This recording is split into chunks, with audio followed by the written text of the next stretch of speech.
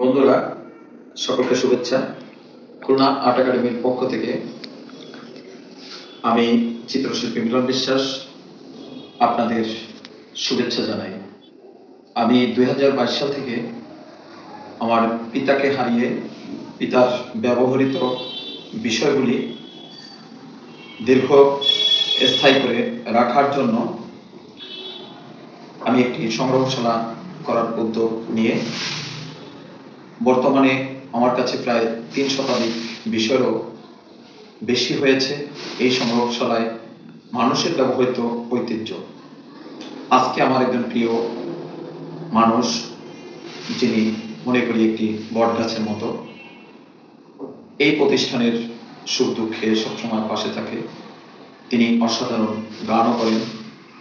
তাই এই আব্দুল হক ভাই আজকে তার ব্যবহৃত যে স্মৃতিচিহ্ন আজকে খুলনা আর্ট একাডেমির সংগ্রহশালায় আপনার এটি নিয়ে আসছে।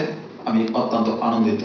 আমি হক ভাইয়ের কাছে প্রশ্ন করব, ভাই এটি আপনি আমাদের প্রতিষ্ঠানে কি জন্য দিয়েছেন? প্রতিষ্ঠানে এই জন্য দিয়েছি যে দীর্ঘদিন আমাদের পরবর্তী প্রজন্মের যারা আসবে তারা বুঝবে, দেখবে যে আমরা এখন কি ব্যবহার করতেছি। এই কারণে স্মৃতি হিসেবে বেঁচে থাকার জন্য।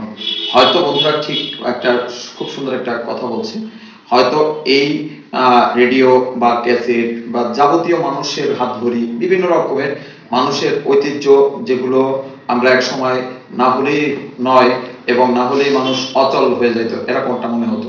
তো সেই ধরনের বিষয়গুলি যেমন হারিকেন, হাজাক লাইট, আগেকার বাটন ফোন, এন্টিনাওয়ালা, তারপরে বিভিন্ন রকম টেলিফোন, এই যে মানুষের যে ধরনের বিষয়গুলি যেগুলো এখন আর মানুষ প্রয়োজন আসে না, তো এই ধরনের বিষয়গুলি হয়তো এটা ওয়েটে বিক্রি হয়ে যায়। হক ভাই আজকে আছে, আজকে এটি তার সংগ্রহে ছিল, কিন্তু এটি তার অবর্তমানে দেখা যায় এটি এক সময় ঘরে আর স্থান পেল না, তখন বিক্রি করে দিল পরিবারের অন্য সদস্যরা, জঞ্জাল হয়ে গেল বা তার স্মৃতিতে আর এটা স্থান পেল না।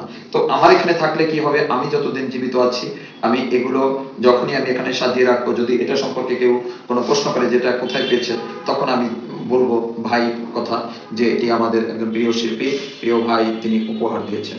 তো সকলকে ধন্যবাদ। আমি এই যা কিছু পাচ্ছি এর একটি নোট হচ্ছে, এর রেজুলেশন একটি বুক হচ্ছে, সেখানে তার হিস্ট্রি সম্পর্কে তার টোটাল লেখা হচ্ছে। তো সবাই ভালো থাকবেন। যদি এ ধরনের কেউ কিছু দিতেও চান, আমার শুভাকাঙ্ক্ষী, অবশ্যই যোগাযোগ করবেন। আমি প্রয়োজনে নিজে গিয়ে আপনার সেই জায়গা থেকে নিয়ে আসবো। সবাই ভালো থাকবেন এমনটা প্রত্যাশা করে আমি চিত্রশিল্পী মিলন বিশ্বাস সকলকে ধন্যবাদ জানিয়ে আমার অনুভূতি শেষ করলাম এখানে।